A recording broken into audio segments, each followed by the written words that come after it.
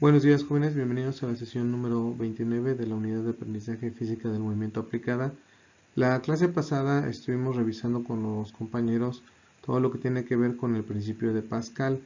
El día de hoy vamos a iniciar con la análisis del principio de Arquímedes. El principio de Arquímedes dice la figura 510A, que es la que nosotros tenemos aquí, la pluma, que es la que nosotros tenemos aquí, muestra un volumen de agua contenido en una delgada bolsa de plástico colocada bajo el agua. Dice, el agua de la bolsa se halla en equilibrio estático, por lo tanto su peso debe ser equilibrado por una fuerza ascendente de igual magnitud.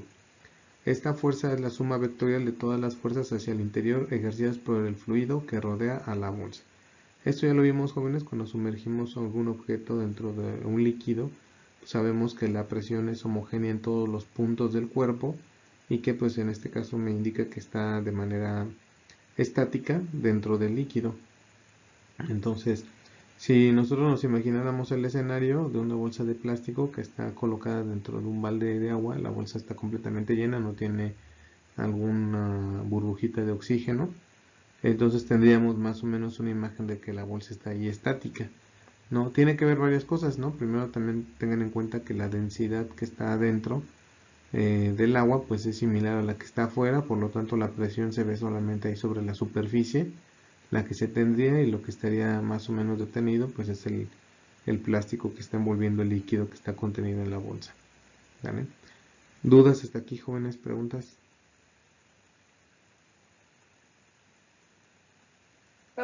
No, muy bien. Muy bien, gracias. Dice, nótese que las fuerzas ascendentes en el fondo de la bolsa son mayores que las descendentes en la parte superior, porque la presión aumenta con la profundidad. Eso lo vimos en las ecuaciones que se dedujeron respecto al comportamiento de la presión en los líquidos.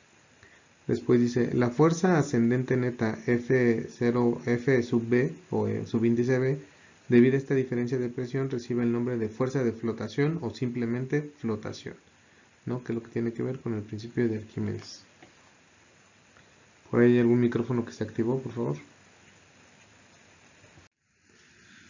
Dice, la presión ejercida sobre un objeto sumergido por el fluido circundante no puede depender del material de que está hecho el objeto. Por lo tanto, podríamos reemplazar la bolsa de agua por un trozo de madera exactamente del mismo tamaño y forma, y la fuerza de flotación no cambiaría. La fuerza ascendente sigue siendo igual al peso del volumen original de agua. Esto nos conduce al principio de Arquímedes, que dice lo siguiente. Un cuerpo sumergido total o parcialmente en un líquido es impulsado hacia arriba por una fuerza de igual magnitud al peso del fluido desplazado por el cuerpo. ¿Vale? Entonces, ¿qué quiere decir? Que cualquier cuerpo que yo sumerja en un líquido va a desplazar primero cierto peso contenido en el fluido, ¿no? Recuerden que las fuerzas cortantes en un medio líquido pues van a ser dependiendo de la forma del cuerpo que se introduzca en él, y entonces ese volumen de peso que es desplazado va a ser la misma cantidad de fuerza ejercida hacia un empuje hacia arriba para ese líquido que está sintiendo ahí, ¿no? Entonces dice, un objeto de densidad mayor que el agua, que es la figura 1510b que nosotros tenemos aquí, ¿vale? Desplaza un volumen de agua cuya altura es menor que el peso del objeto. Así pues, el objeto se hunde en ella, porque la magnitud de la fuerza de flotación es menor que el peso del objeto, ¿no? Entonces el objeto tiende a hundirse, por eso vemos que lo que son las monedas, las piedras, algunos metales se llegan a hundir. Esto es importante, jóvenes, porque nosotros podemos pensar, bueno, pero un barco que es metal no se hunde. Recuerden que es el volumen de fuerza lo que se está ejerciendo para poder mantener a flote esa embarcación o ese objeto, ¿vale? Entonces hay objetos que sí se pueden mantener independientemente de que la densidad sea mayor a la del líquido en donde se van a colocar los cuerpos. Dice, si el cuerpo sumergido estuviera colocado en una báscula de resorte en el fondo del agua, la báscula indicaría la fuerza ascendente del objeto, que tiene la misma magnitud que mg menos f subíndice b. Pues esa sería la fuerza que estaría sintiendo. ¿Esto qué quiere decir? Si por ejemplo nosotros colocáramos una moneda que pesara 30 gramos, por ejemplo, posiblemente si hubiera una báscula en el fondo, marcaría que estuviera pesando 19 gramos, ¿no? 19 gramos o 19.5 gramos, ya que el volumen que desplaza es muy pequeño como para poder hacer que flote el cuerpo, ¿vale? Entonces ahí podemos ver esa pequeña diferencia. Dice, los astronautas se preparan para sus viajes realizando tareas debajo del agua en tanques enormes donde simulan el estado ingrávido del espacio, ¿no? Por la parte de flotación que se tiene del principio de Arquímedes, entonces se simularía un efecto de gravedad cero con los trajes y estar sumergidos los astronautas. ¿Dudas hasta aquí, jóvenes? ¿Preguntas? No, profesor. ¿Todo bien? Gracias. Dice, un objeto menos denso que el agua, que es la figura 1510C que tenemos nosotros aquí, experimentará una fuerza ascendente neta cuando esté completamente sumergido, porque el peso del agua desplazada es mayor que el del objeto. Por eso el objeto se eleva hasta que sale a la superficie y sigue subiendo hasta que la única parte de él todavía sumergida es el volumen necesario para desplazar el agua, cuyo peso es igual al peso total del objeto. En tal caso el objeto flotará en equilibrio.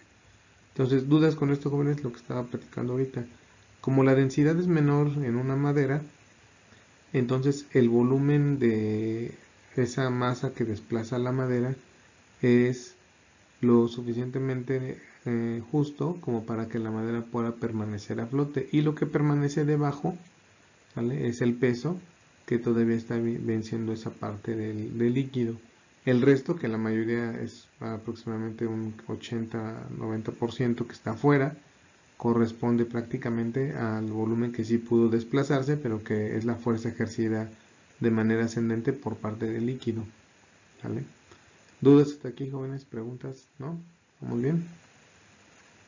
Todo bien, profe. Muy bien, muchas gracias. Ahora, vamos a considerar lo siguiente. Podemos considerar que la fuerza de flotación actúa en el centro de gravedad del fluido desplazado por la parte sumergida de un objeto flotante. A este punto se le llama centro de flotación. El peso actúa en el centro de gravedad del objeto entero y en general los dos puntos no son lo mismo. Podemos verlo aquí en la figura 1511A, ¿no? Esa es la parte el centro de masa que está ubicado aquí en C, y aquí está el punto del centro de flotación, que es lo que nos marca a nosotros el desplazamiento del agua que se generó. Son dos puntos diferentes. Dice, si se encuentran en la misma línea vertical, como es el caso del inciso A, el objeto podrá flotar en equilibrio. La fuerza neta y la torca neta son cero, por lo tanto, podemos ver que está equilibrado de manera vertical. Si inclinamos el objeto ligeramente de su posición de equilibrio, casi siempre cambia la forma de fluido desplazado y el centro de flotación modifica su posición respecto al centro de gravedad del objeto. Así pues, sobre el objeto actúa una torca que podría inclinarlo a su posición anterior de equilibrio u operar en otra dirección para volcarlo, ¿no? Por ejemplo, tenemos las figuras 1511B y 1511C, ¿no? Si nosotros llegamos a generar un cambio en la posición en este caso, del barco o del cuerpo que está flotando, si hay un desbalance en los centros, el centro de equilibrio y el centro de flotación, por lo tanto hay una inclinación, pero lo que trata de hacer el líquido por naturaleza es tratar de volver a recuperar la posición original a través del volumen desplazado en ese cambio de centros, en el centro de masa y el centro de flotación. Si este cambio fuera muy brusco, fuera muy grande, no habría posibilidad de que el líquido desplazado generara el volumen suficiente como para recuperar la posición de equilibrio que teníamos como en el inciso A. Por lo tanto, podría generar que un barco, un bote o cualquier objeto que esté flotando se gire en torno a ese movimiento que está generando, porque recuerden, este es un centro de masa y el centro de masa pues está manejando donde está concentrado todo el peso del objeto, del cuerpo, ¿no? Entonces, si este centro de masa está muy separado de mi centro de flotación, pues lo que ocurre prácticamente es que hay toda una rotación del cuerpo por el peso que se está ejerciendo, ¿no?, en un punto diferente del centro de flotación. Por lo tanto, se podría voltear, ¿no? En este caso, si se fijan, hay un ligero movimiento, pero de todas maneras, el líquido con el volumen desplazado trata de llevarlo al punto de equilibrio, como en el caso de la figura A. Pero si este punto del centro de masa se mueve mucho, como en el caso de la figura C, lo que estamos generando es que el objeto genere una rotación, ¿vale? Por eso incluso nosotros si estamos en la alberca o algo, vemos que a veces nuestro cuerpo se va sin nosotros, con una inercia, ¿no? Si giramos o algo, porque hacemos esa pérdida de centro de masa. Lo mismo pasa con un flotador, con un salvavidas, que a veces nos inclinamos mucho a un lado y se hace una rotación, un giro. Entonces ese giro tiene que ver con esta parte de aquí, que se pierden los centros de masa respecto al centro de flotación y hay una interacción ahí de giro, ¿no? De rotar. ¿Dudas hasta aquí, jóvenes? ¿Preguntas? ¿No? No, profe. Muy bien, gracias. Vamos a ver, por ejemplo, con este principio a qué se refiere y cómo podemos aplicarlo. Dice, problema resuelto 15.3. Dice, ¿qué fracción del volumen total de un témpano de hielo queda expuesta? ¿Sale? Entonces, dice, el peso del témpano, esto es un témpano X, solamente va a ser aquí unos valores y al final vamos a poner algunos datos para ver qué ocurriría. Dice, ¿qué fracción del volumen total de un témpano de hielo queda expuesta? Dice, solución. El peso del témpano es WI es igual a ρI por BI por G. Esto ya lo habíamos visto por la parte del peso, ¿no? Que tenía que ver con la gravedad, la densidad y el volumen, ¿no? Donde BI es el volumen del témpano, el peso del volumen BW del agua del mar desplazada o en forma equivalente el volumen de la parte sumergida en el témpano es la fuerza de flotación. ¿Sale? Recuerden que F subíndice B, que es la de flotación, perdón. Flotación en inglés es buoyance, ¿no? O sea, es flotación. Por eso la B como de bueno, porque está en inglés. Es igual a la densidad del agua por el volumen del agua desplazada por la gravedad como tal, que es la fuerza que va en sentido positivo para que el témpano de hielo o el iceberg quede flotando. Sin embargo, nosotros sabemos que ese FB es igual a WI porque el témpano está en equilibrio. Así que nosotros podemos tener que la densidad del agua por el volumen del agua por la gravedad es igual a la densidad del iceberg por el volumen del iceberg, por eso ponen la I. Y usando las densidades de la tabla 15.2, que aquí la pongo, podemos tener lo siguiente: el volumen del agua entre el volumen del iceberg es igual a la densidad del iceberg sobre la densidad del agua. Entonces, el volumen de agua desplazada es el de la parte sumergida del témpano de hielo, de modo que queda expuesto el 10% de este. No sé si queda claro, jóvenes. Lo que aquí me está mostrando es que yo tengo la densidad del iceberg, ¿no? Está en 917 kilogramos sobre metro cúbico. Y la densidad del agua es 1024 kilogramos por metro cúbico, ¿no? Entonces aquí lo debemos de tener. Aquí está, para el hielo, que sería para el iceberg, la parte de aquí. ¿Sale? Me dice que 0.917 por 10 a la 3 o 917 kilogramos sobre metro. Y del agua, a 20 grados, dice agua de mar, 20 grados centígrados, una atmósfera es de 1024 por 10 a la 3, que está aquí. ¿Sale? Bueno, 1.024 por 10 a la 3 o 1024 kilogramos metros cúbicos. Entonces lo que me está diciendo aquí es la relación de volumen de agua respecto al volumen de iceberg. ¿Vale? Entonces me está diciendo que la relación entre ellos dos es del 89.6%. ¿Qué quiere decir eso, jóvenes?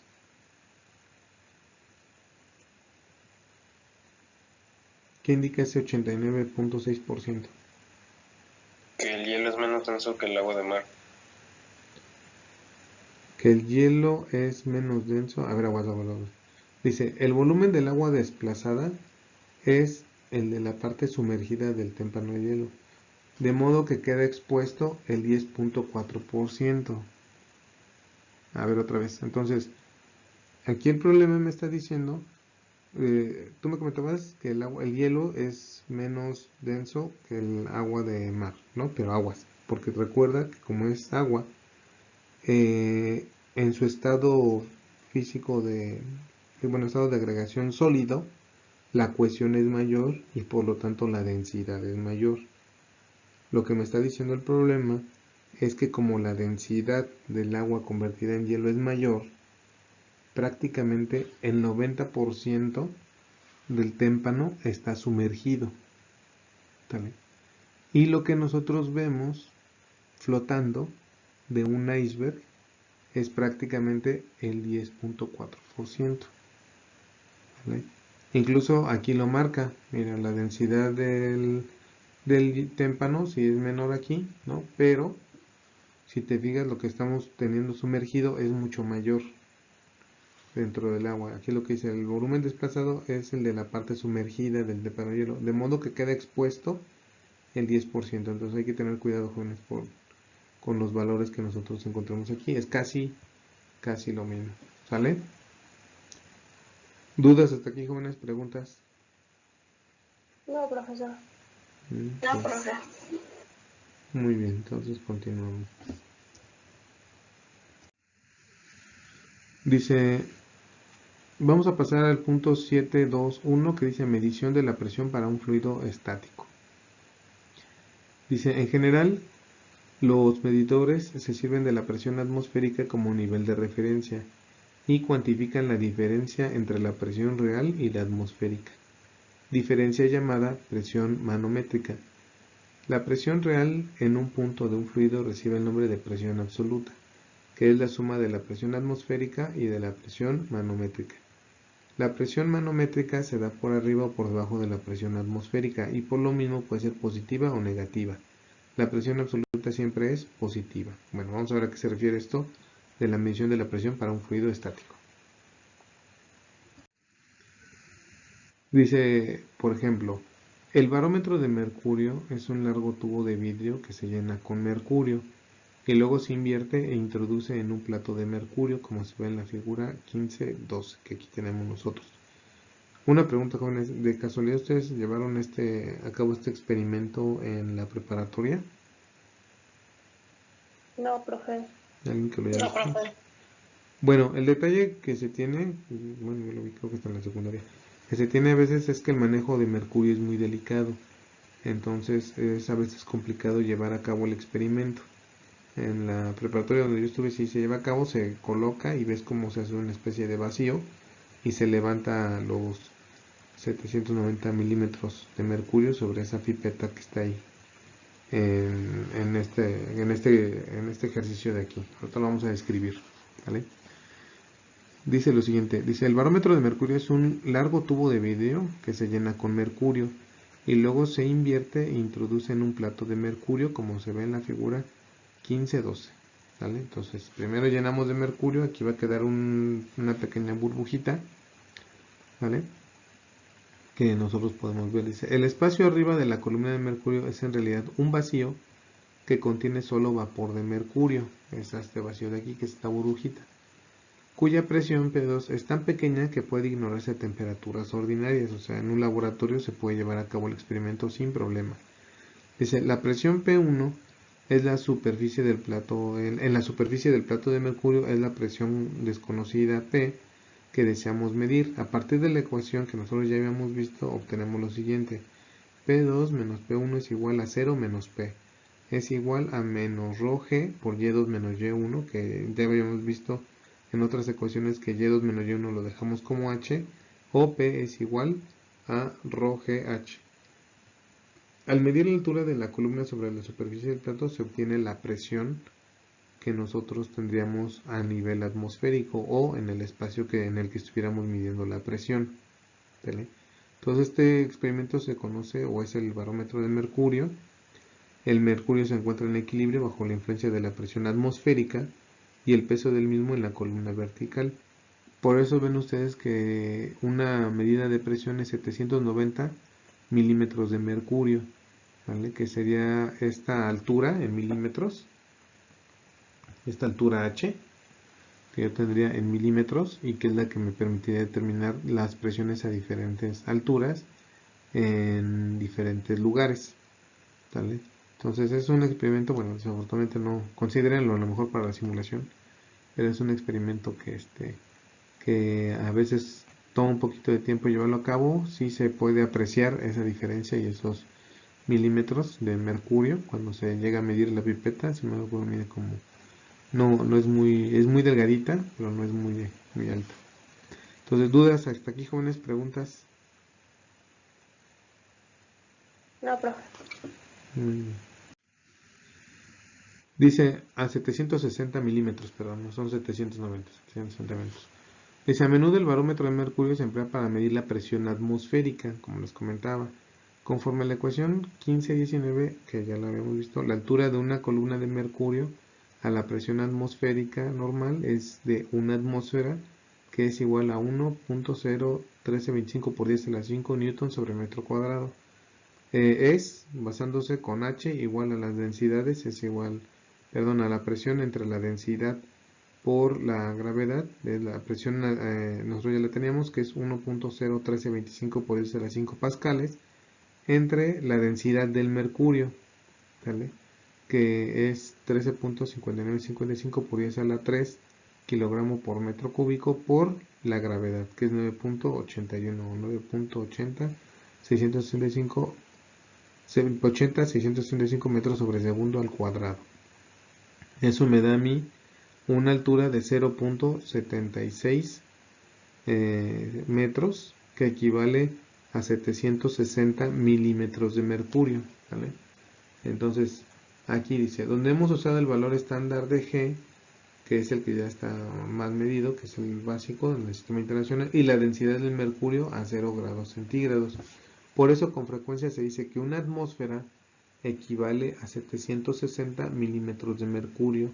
En forma equivalente, un milímetro de mercurio equivale a 1 sobre 760 atmósferas. Se da el nombre de Thor a la presión ejercida por una columna de mercurio de 1 milímetro de altura, una vez más a 0 grados centígrados y con G en su valor estándar. Por lo tanto, un Thor es igual a 1 milímetro de mercurio, equivale a 133.32 pascales. ¿Vale? Que lo pueden encontrar de la sustitución con la fórmula de acá y las equivalencias que acabamos de mostrar, ¿sí? Partiendo de eso, de que 760 es igual a milímetros, es igual a una atmósfera. ¿Vale? Entonces, ¿dudas, jóvenes, hasta aquí? ¿Preguntas? No. Muy bien. Esto, jóvenes, ustedes lo pueden ver en posiblemente en los termómetros de mercurio. Se puede observar más o menos el comportamiento con el incremento de la temperatura. Ahí pueden ver más o menos este comportamiento del mercurio respecto a la temperatura y respecto a alguna presión que pueda presentarse, ¿vale? Entonces, vamos a continuar. Aquí viene un problema resuelto para ir aterrizando un poquito esta parte. Dice, la columna de mercurio en un barómetro tiene una altura medida de 740.35 milímetros. La temperatura es menos 5 grados centígrados, a la cual la densidad del mercurio es 1.3608 por 10 a la 4 kilogramos sobre metro cúbico. Luego dice, la aceleración en caída libre G en el sitio del barómetro es de 9.7835 metros sobre segundo al cuadrado. ¿Cuál será o cuál es la presión atmosférica con estas condiciones? Dice, de acuerdo con la ecuación 15.9, nosotros sabemos que P es igual a ρGH. Ya tenemos H, que es 740.35 milímetros. Tenemos ρ, que está a 1.3608 por 10 a la 4 kilogramos sobre metro cúbico. Tenemos la gravedad que nos dan que es para esa altura en particular, 9.7835 metros sobre segundo al cuadrado. Y eso me da un total de 9.8566 por 10 a la 4 pascales o 739.31 torr. Nótese que desde el punto de vista numérico el valor de la presión en torr, 739.31, se parece al de la altura h, que es 740.35, de la columna de mercurio expresado en milímetros. Estas dos cantidades serán numéricamente iguales solo si el barómetro se halla en un lugar donde G tenga su valor estándar y donde la temperatura del mercurio sea de 0 grados centígrados. Otra manera de expresar el resultado de este problema sería indicarlo como 0.98566 bar, es decir, 985.66 milibar, donde un bar equivale a 10 a la 5 pascales. ¿Dudas hasta aquí, jóvenes? ¿Preguntas? ¿No? Bueno, No, profe. yo tengo una pregunta un poquito más que de los temas. Los que no tomaron, yo recuerdo que cuando tomé el curso de primer semestre no alcanzamos a ver la unidad 7. Me gustaría saber si igual los demás compañeros que tuvieron cursos con otros profesores, si llegaron a ver la unidad 7 o tampoco la alcanzaron a ver.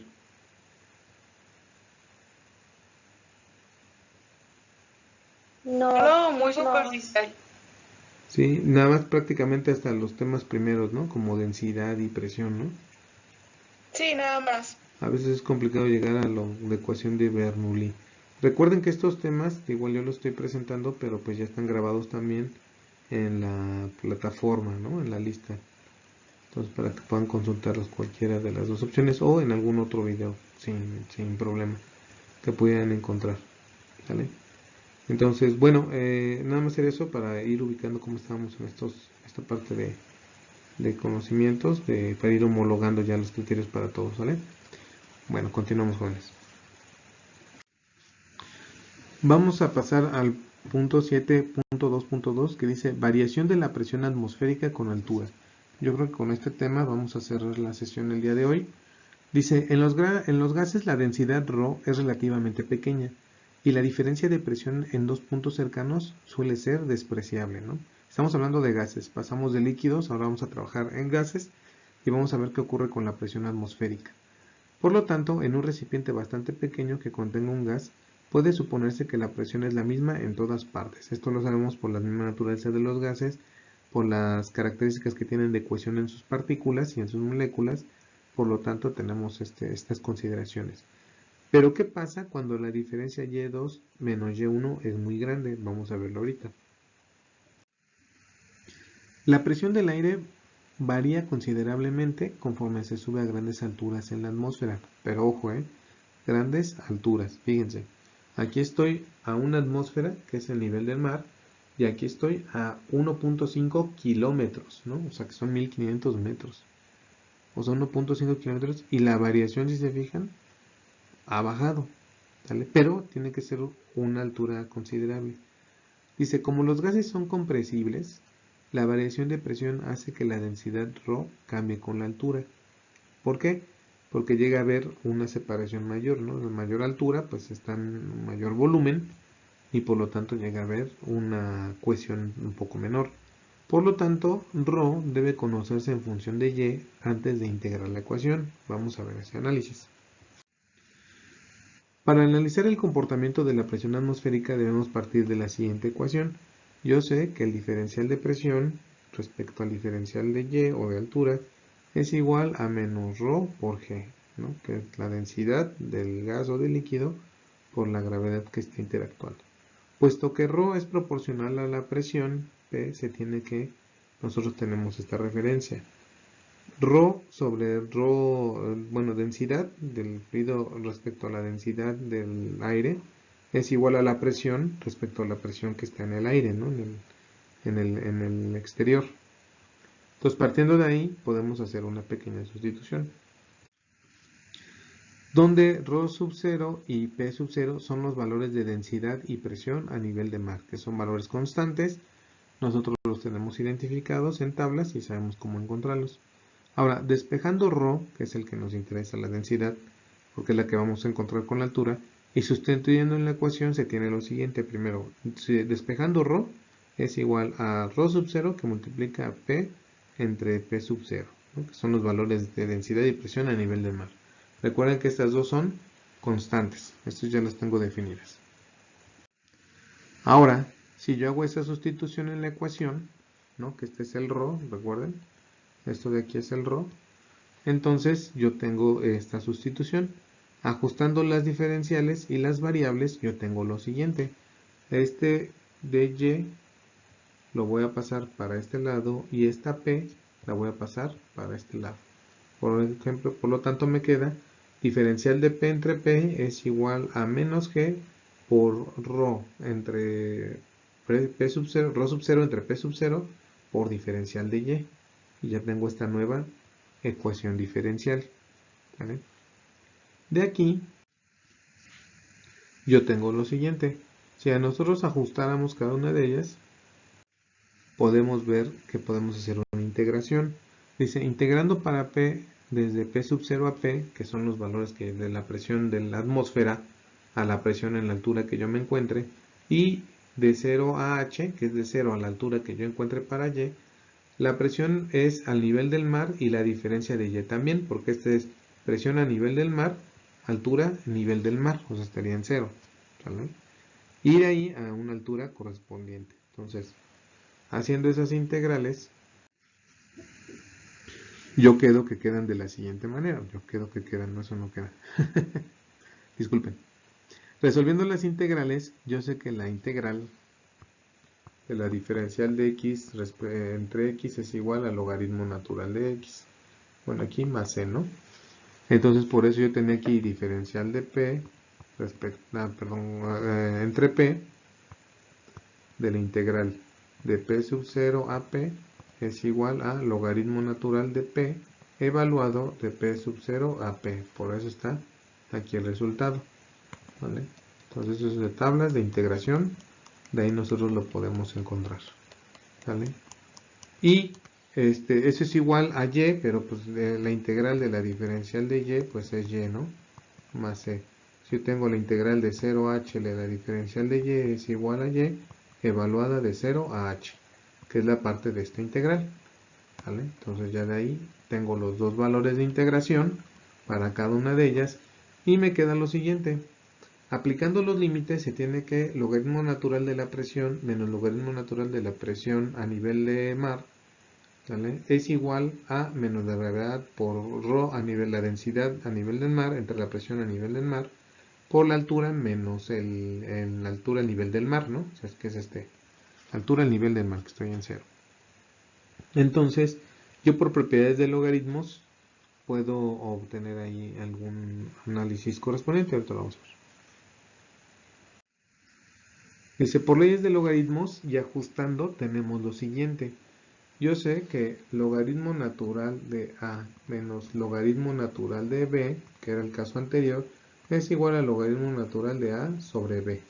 Por eso, logaritmo natural de P menos logaritmo natural de P sub 0 es igual a logaritmo natural de P entre P sub 0, que es este resultado de aquí. En el otro caso, pues me queda normal, ¿sale? Me queda esta parte de aquí. Y ahora, si yo quiero encontrar P, que para mi análisis es lo que quiero calcular, cómo determinar la presión a diferentes alturas, partiendo de que yo estoy analizando desde el nivel del mar hasta el nivel de hasta una altura H, que yo puedo determinar, tengo que despejar a P. Entonces, ¿cómo despejo a P, jóvenes?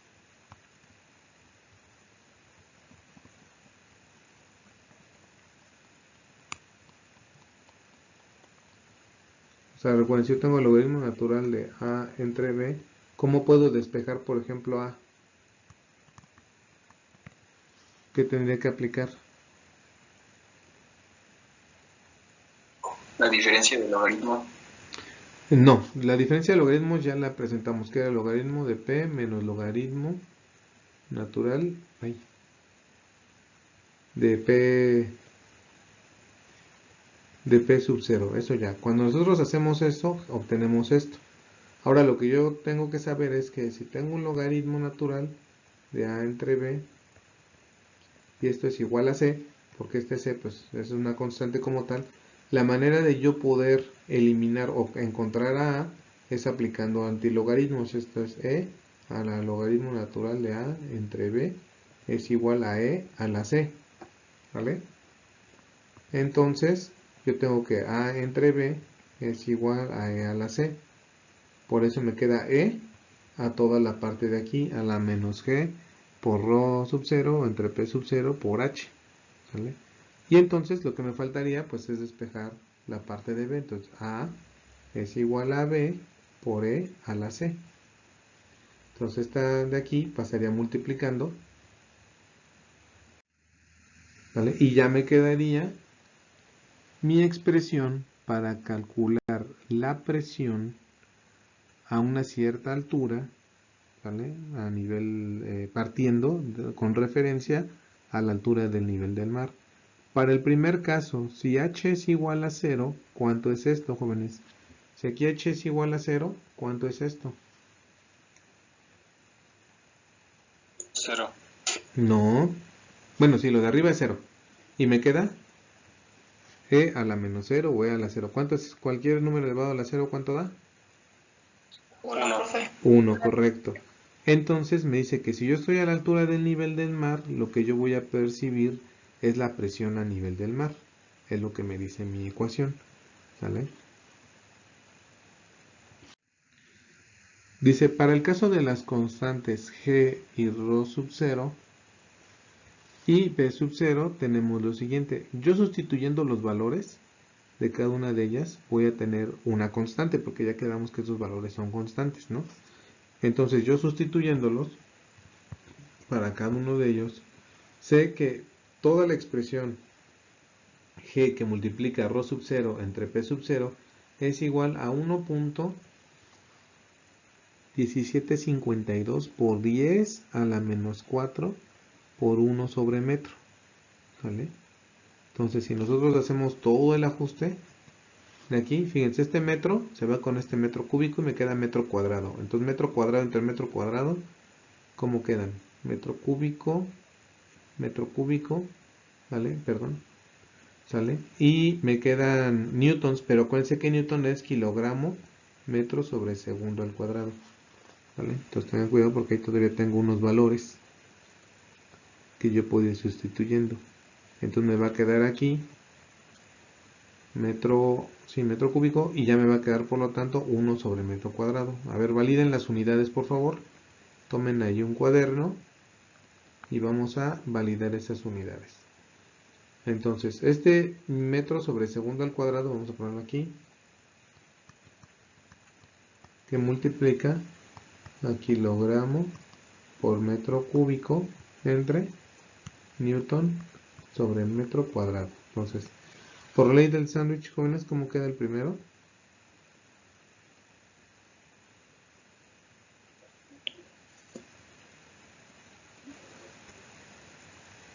¿Cómo me quedaría agrupando este término de aquí?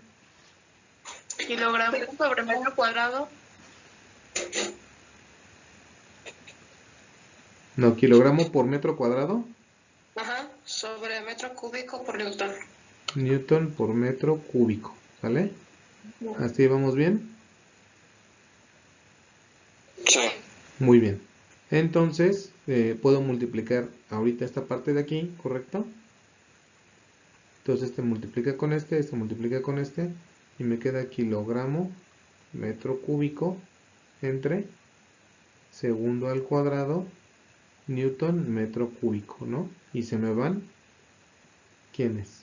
Los metros Los cúbicos. metros cúbicos. Y me queda kilogramo entre segundo al cuadrado por kilogramo metro sobre segundo al cuadrado, ¿cierto? Sí. Entonces este segundo al cuadrado se cancela con este, ¿sí o no? Y este kilogramo se cancela con este. Entonces me queda 1 sobre metro, que es esta unidad de aquí. ¿Vale? Ese es un dato, primero. Segundo, si ustedes observan, la cantidad es muy pequeñita. ¿Vale? O sea, 10 a la menos 4. Entonces esto quiere decir que 0.001175, ¿no? Ah, no, me falta otro 0. 1, 2, 3, 1, ¿no? 1,75 por 1 sobre metro. Vean cómo va a ir variando la razón conforme nosotros vayamos analizando. Entonces ya encontramos cuál es la unidad de esa constante. Y ahora vamos a ver cómo se comporta. Recuerden que esto todavía lo multiplico por ¿quién, jóvenes? Por un h en mi ecuación, ¿correcto? Que es la h que va a variar con la altura. Entonces como h está en metros, entre metros, ahí se va a anular. ¿Vale? Entonces por eso está esta h. Esta h recuerden que está en metros, que son los metros de la subida. Con este último dato se puede apreciar que la presión es igual a la presión a nivel del mar por lo que me dé el resultado de elevar E a la menos 1.11752 por 10 a la menos 4 por 1 sobre metro por la altura. A variaciones muy pequeñas de altura no se presenta un cambio significativo en la presión, incluso en magnitudes de kilómetros. ¿Sí ven por qué, jóvenes? O sea, si H fuera todavía 1000, ¿en qué punto estaría yo? ¿Cuánto sería 1000 por esto de aquí?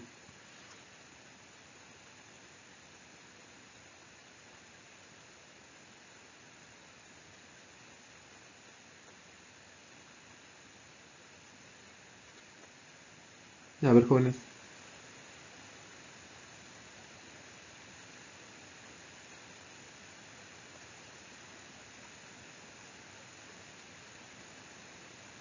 ¿Cuánto es eso?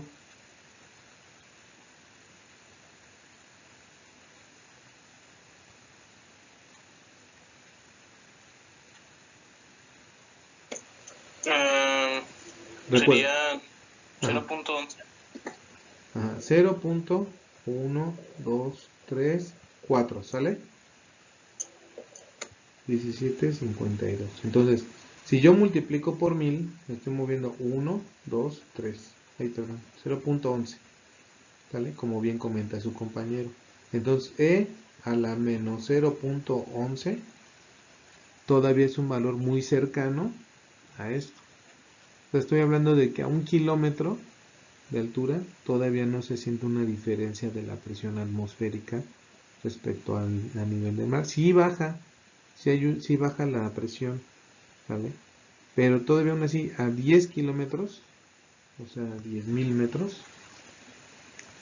¿vale? Todavía sigue teniendo una baja presión ahí, o sea, no hay mucha variación, y estamos hablando de 10 kilómetros, o sea, un avión vuela en promedio entre 8 y 12 hasta 14 kilómetros, ¿vale? O sea, estamos hablando que a la altura de un avión todavía la diferencia de presión a esa altura respecto a la presión atmosférica es baja, ¿vale? Por eso dice aquí, a variaciones muy pequeñas de altura no se presenta un cambio significativo en la presión, incluso en magnitudes de kilómetros, por ejemplo, apenas a 10 kilómetros se puede presentar una diferencia significativa y así a razones de 10 kilómetros. La siguiente gráfica muestra este comportamiento. La línea punteada es la gráfica del modelo anterior y la línea sólida es la medición de presión a esas alturas. Los valores cambian por las temperaturas que se presentan cuando se hizo la medición, o sea, tiene que ver la temperatura, eso lo vamos a ver más adelante, pero ahorita lo que nos tiene que quedar claro es que la presión atmosférica con la altura tiene una mínima variación de acuerdo a los factores que acabamos de analizar, ¿vale? Por eso ustedes no van a notarlo, ¿no? Se fijan aquí, dice Torres Sears de Chicago, ¿no? La presión en 1, aquí está en 0, y pues realmente empieza a bajar a la mitad, prácticamente llegando a los 7 kilómetros por ahí, ¿no? Entonces así es como se ve, que a la altura del kilómetro todavía está aquí, tenemos variaciones pequeñas, ya conforme vamos aumentando, pues va por la escala logarítmica, o por la escala exponencial de la ecuación. Recuerden que E a la menos X, gráficamente, pues es esto, ¿no? Yo parto de 0, que es 1, y de aquí voy bajando de manera exponencial, ¿vale? Por eso ese comportamiento. ¿Dudas, jóvenes? ¿Preguntas hasta aquí? No, profe. ¿No? Bueno. Con este tema que vimos de presión respecto a la atmósfera, jóvenes, cerraríamos la sesión del día de hoy. Les agradezco mucho su atención y continuaría el día de mañana con sus compañeros del 1FV1. ¿Dudas, jóvenes? ¿Preguntas? ¿No? Con ellos vería este de flujo de fluidos. Gracias. Ajá, muchas gracias. Y como les comento, yo creo el próximo lunes concluimos la unidad 7 para ver todos los temas que incluyen en el programa. Y ya de ahí les daré las indicaciones. Pueden comenzar con su tarea, recuerden que es para la siguiente semana, el martes 22, para que la vayan revisando y la vayan trabajando, ¿vale? Entonces, Gracias. ya están habilitadas. Gracias, jóvenes, que tengan buen día y seguimos en comunicación. Gracias, profe. Profe, igualmente. Gracias a ustedes. Gracias. Gracias, buen día.